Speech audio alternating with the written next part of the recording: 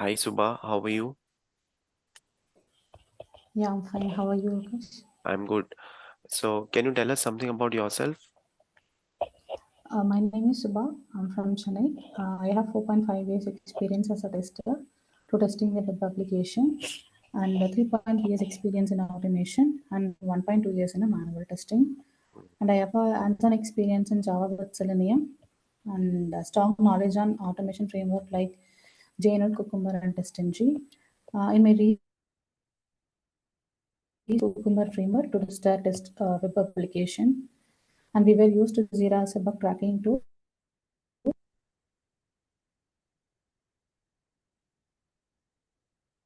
Hello. Right. So, how many years of experience you have with automation testing? 3.3 years. 3.3 years. Okay. So, can you tell us something about the automation framework that you are working on? The framework which I use, Cucumber framework. So this is an open source framework. It depends on the behavior driven development, Mm-hmm. and the scenarios are written in the simple English language, Mm-hmm. and they describe how the system behavior is from the user perspective. And mostly we are using for this framework for acceptance testing. And the Cucumber is written in the Ruby, so it's based on the scenarios full of non-technical one, and it's a human understandable one and the readable one. In the Cucumber, it consists of three major parts. One is future file, and another one is step definition file, and another one is a runner file. In the future file, we need to save uh, the future with the dot future extension. So in this we have a scenario. In the scenario we need to give the like module name. If you're going to test the login functionality, we need to give the name as login functionality, and given when then annotation we will use. So in the given we need to give the preconditions like user launch the URL, and when enter the username and the password, then that successfully the user need to be entered into the home page. So uh, these things will be written in the future file. So in the definition file, we'll write the actual code for the every scenarios. So using with the Java, we'll write the code in the step definition file. So for linking the purpose of feature file and the step definition file, actual code. And in the runner class, if you want to execute more than one feature file with the help of JUnit at run with Cucumber class, we can run the future file in the runner class. We'll use the Cucumber functionality like we need to mention the feature name. Feature is equal to what is the feature folder name we need to give, and the blue code is step definition package name we need to give. So based on that, we can run the yeah R frameworks. Great. So, let's say if you have to write the keywords for Myntra login page, right? So Myntra website is there. It's an e-commerce website, and you have to Yeah. write the keywords. You have to create a feature file first, right? I'm not telling about the code, just the feature file. So what would be your keywords? First, I'll be launch the URL. First, the scenario name will be the login functionality. Mm-hmm. Then the same first user launching the Myntra website or URL. So in the uh, given they're entering their credential, username, and the password. Once they enter in the then functionality, the user successfully landed into the home page. Right, So this is how we'll write a scenario. Yeah. right. So you will be using keywords given, when, then, right? Then yes, Yeah. yeah, So then will be coming into the picture when you have to verify something. So let's say if you have logged in into that Myntra website, then maybe you would be seeing some of your user profile account, or you would be seeing some categories where you can do shopping. So those kind of verification you can put in the then keyword. Then this yeah, particular yes, function page is displayed, for example. Earlier you were mentioning about given. So given is nothing but that's a prerequisite, right? Something that is already yeah. available. When is what? When keyword will be used? When you will be using the action items, like what you have to do. That would be mentioned in the when. Have you used end keyword? And And yeah, and but we'll use yeah, for yeah. So, connectivity statement. Yeah. right. So what is the significance of using and keyword? So user enter the username Hmm. and uh, password. Hmm. So connecting the statements, so we can use and then but annotations. Okay. And what is the significance of but keyword?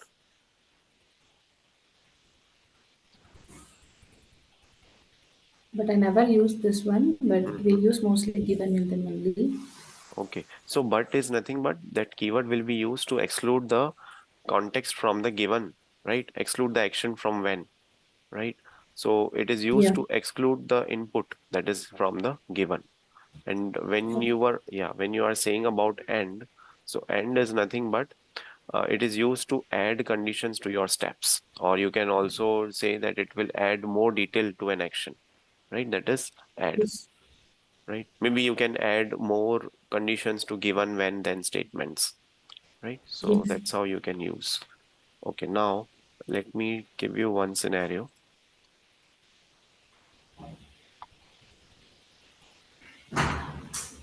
Okay, so let me share my screen.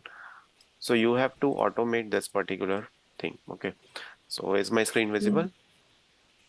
Yeah, it's visible now. Hmm. So consider you have a checkbox and you have to click on the checkbox, right? How will you find whether the element is present or not?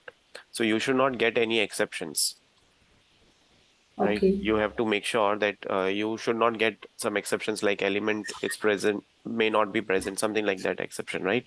Element not found exception. So those kind of exceptions should not come when you execute the script. So how will you automate this scenario? So I'll be checking with the checkbox is selected or not. Hmm. You have to So click so on that I'll checkbox. Yeah. So how will you find? Yeah.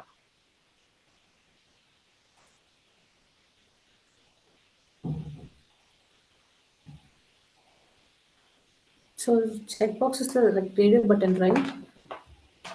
Checkbox is not a radio button. So radio button is one of the control. Checkbox is something that you put tick, Okay, okay. check, uncheck. Yeah.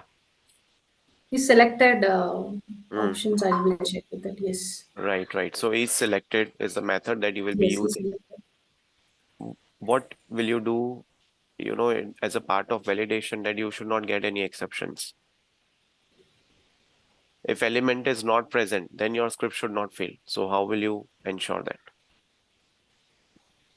Yeah, sorry, could you please repeat that Yeah, yeah. scenario? So let's say if element is not present, then you should not get any Okay. exceptions, right? Yes. If the element is present, then your method will work, your script will execute, it will move to the Okay. next executive. But if the element is not present, then you should not get any exception. Then what will you do?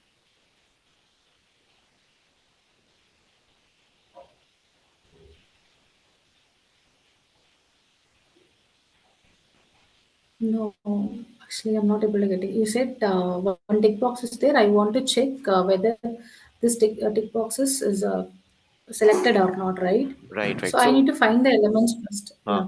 correct. You will find the element, you will Element, yeah. check it, right, right. Is, yeah. I will find the element, then later I will check is selected or not in the checkbox. Hmm. Okay, so maybe you can use try catch, Yeah, yeah, I'll be use. right? Let's say if Yeah. element is present, then it is fine. But if it is not present, you can use try catch, Yeah, okay. right? Okay. Yeah. Okay. And then got Now, it. yeah, now let's say you have a 25 fields on one page, on one web page. Okay. Okay, you have 25 fields on one web page. You have to automate all these 25 fields.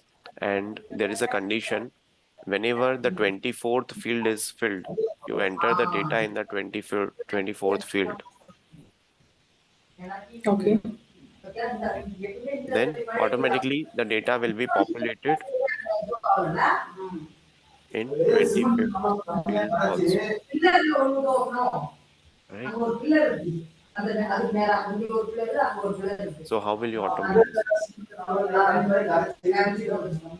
Is it possible that there can you use some headphones or something? Some background noise.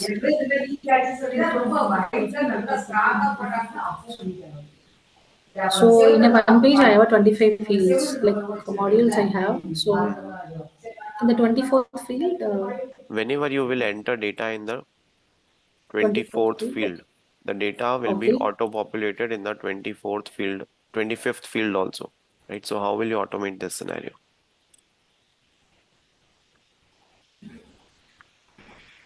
You have got 25 fields on one web page. Okay. Okay. Mhm.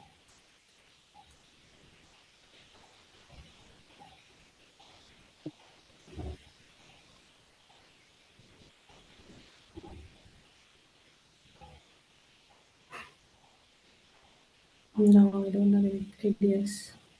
Mhm. Can you try?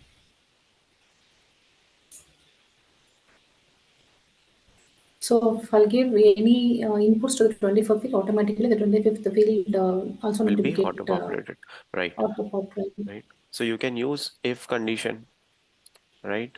Okay. Yeah, if whenever you have written the code of entering the data from 1 to 24 fields, right? And you can use if condition. You can use data-driven framework here. So I was checking your resume. You have good Okay. exposure on Yeah. data-driven framework, right? So you can read Yes. the values of all those 25 fields from one particular Excel file, right? That particular Excel file will have 1 to 25 data. Okay, you will read all those data one by one and enter into those particular fields.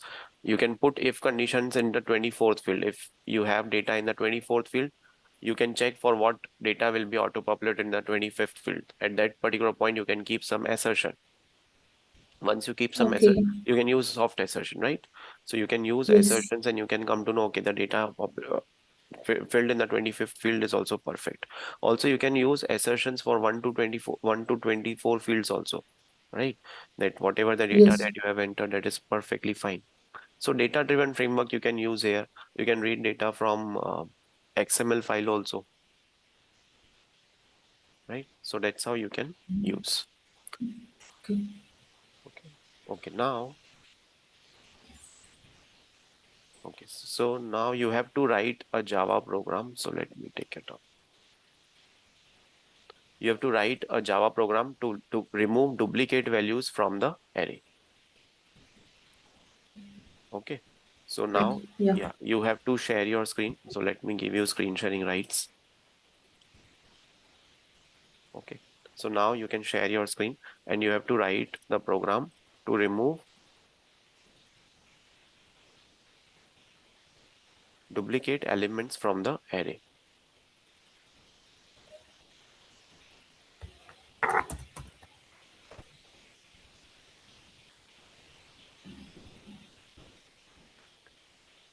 Okay. So I am putting that particular array in our chat box. So I have got an Yeah. array with 5 values, 1, 1, 2, 2, 2, right? So 1 and 2 are repeated. The output should be only 1 and 2. So the new size will be 2.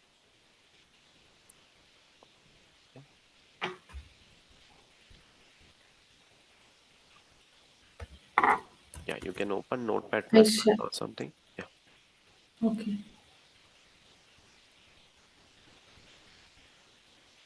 yeah. Open some Notepad++. So at the time of screen sharing, share all your windows. Okay. Hmm. So I'll be able to see all the applications. Yeah, yeah. Now Notepad is visible. Now, can you maximize this Notepad?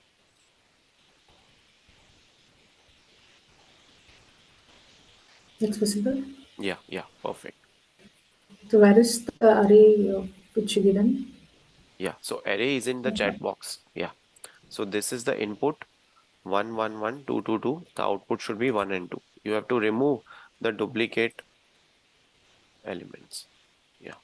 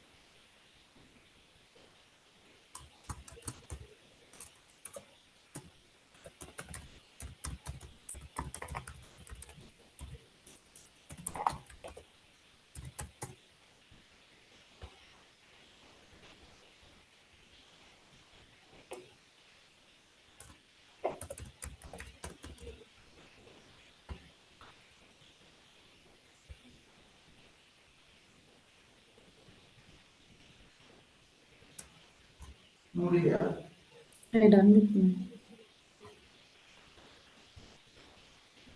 Okay. So you are done with the program. So what will be Yeah, the output of this program?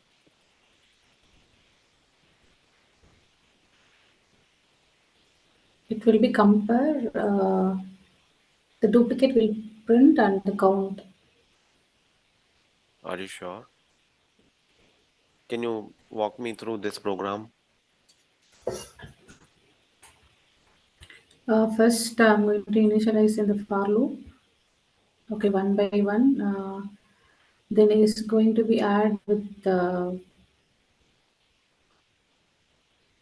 first index Mm-hmm. plus one is going to compare if it is equal to the first index. I'm going to be count. Then it will be print. At last, give the count. Mm-hmm. Okay. Fine. System.out.println A of j. If A Yeah, of I equal to A of j, count equal to count plus one. So why are you using two for loops here?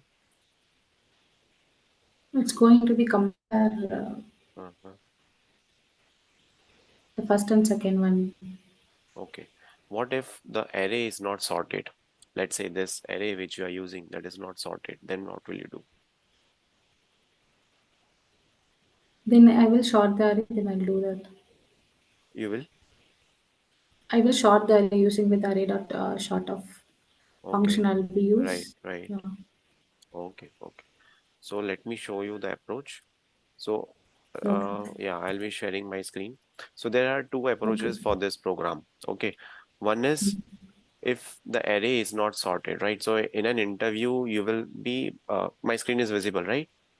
Yeah. Yes. Yes. So Yes. yeah, so in an interview, you would be asked that if the array is not sorted, then what will you do, right? So you can use this approach. You can take a set, you can insert all the array elements in the set. Set does not allow duplicates, right? And sets like linked Duplicates. Yes. head set, right? You are comfortable with head set, right? You know about head set. Yeah. Then, Yes. right? Then it will remove the duplicates and elements will be printed in the same order in which it was inserted. So this is that particular program in which you will be using linked headset. You will create an object, right? And you will use one for loop, right? And this is the driver Okay. code. Okay. Now your approach, which you just showcased, in that you were able to use this particular approach because you got a sorted array. But in a real-time interview, they might confuse you by giving you unsorted array. Okay. Then what will you Okay. do? Yeah, this approach which I just showed you, which it will be working for both, for Okay. array is not sorted or sorted also. But if array is already sorted, then you can use for the approach which I think you had also used. You had used two for loops, right? Yes. Yes. So in this, you will be using first declaring the variable for removing the duplicates. So this is one of the method, and this is the condition, Okay. right? And then we are using another array for only storing the unique elements, right? And then we use this Yeah. particular one for loop and one inner for loop for changing the original array, right? And then the final system.out.println. Internet, yeah. Okay. So these are the two approaches that you can use to write this program. Okay. Okay. Now, what is the difference between hash map and hash table?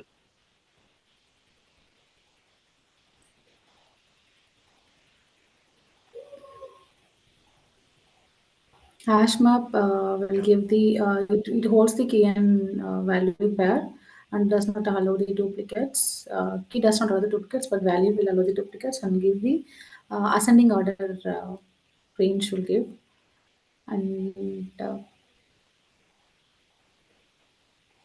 hash table will give the table format of the output. Mhm. See, there are few of the important differences that you should tell in a real-time interview. First, about hash Okay. map. The method is none of the method in the hash map is synchronized. Okay. Now, for hash Okay. table, every method will be synchronized. Okay. And when I say for hash map, it is not synchronized, so multiple threads can operate simultaneously, right? And hence the hash map object is not thread safe, right? Because multiple threads Yeah, will be multiple. running, right? While in hash Yes, table, what will happen? Only one thread is allowed to operate the hash tables object. Hence, it is thread safe, right? yes, Uh, then in the hash map, threads are not required to wait. Hence, relatively, the performance is high, right? In hash table, as it is synchronized, it will wait for another thread to complete. So it increases the waiting time of the thread. Hence, the performance is low, right? yeah, And if you create a key value pair, then null values will be allowed in case of hash map. While in case of hash yeah. table, null values will not be allowed. Otherwise, what kind of exception you will get? Can you guess? If you use null values in the hash table key value, Null pointer exception we you will get. get null pointer exception. Absolutely perfect, Yeah. right? Okay, now let's say you have to come up with a test plan for again e-commerce website Myntra.com. So how will you create a test plan? Which are the different components that you will be part of your test plan? So, test plan will be what the requirements we need before to test, Right, right. and what are the tools we need. So, based Hmm. on the requirements for all the frameworks and pipelines for the integrations and the tools which we used for testing. So, all those things before we'll do for the test plan. Before Hmm. starting the project, we'll do the test plan. Right. So apart from requirements, you will identify the several components. See, what are the components? First, you will identify the scope. What you have to test, right? What is there in the scope? What you don't have to test, that is out of scope, right? Then roles and responsibilities. Who will be performing what? Which tester will be writing test cases? Who will be doing manual testing? Who will be doing automation testing, right? Then different test methodology. Which are the different testing levels that you will have? How will you do the bug triage meeting, right? What will be the entry criteria? What will be the exit criteria, right? Then what will you provide as a sort of test deliverables? For example, you will be providing some test result document. You will be providing some test case coverage document. You might be providing some uh, artifacts, some screenshots that your things are working fine, some sort of that, right?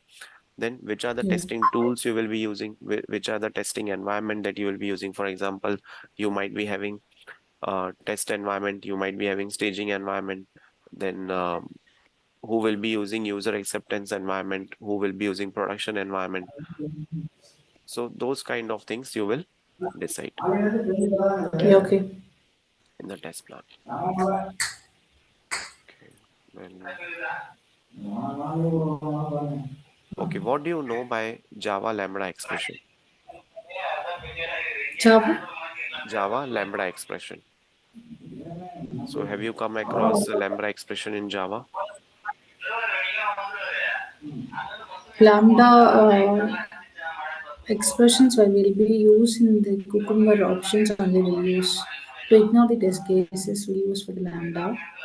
But in Java, I don't know. Okay, okay. So let this be an open question for the people who are watching this video.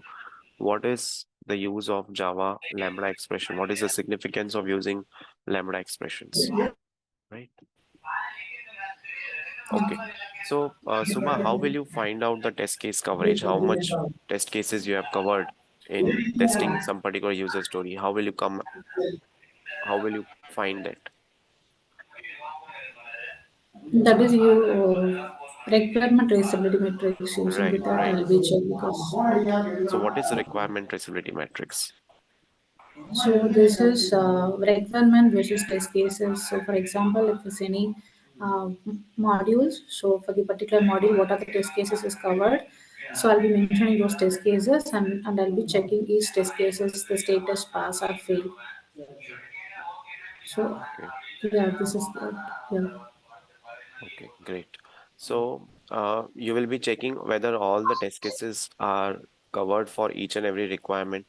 So you will be having that Yes. traceability matrix. Then there are two kinds of requirement traceability matrix also. One is forward traceability matrix, one is backward traceability matrix. So what is the difference between those two?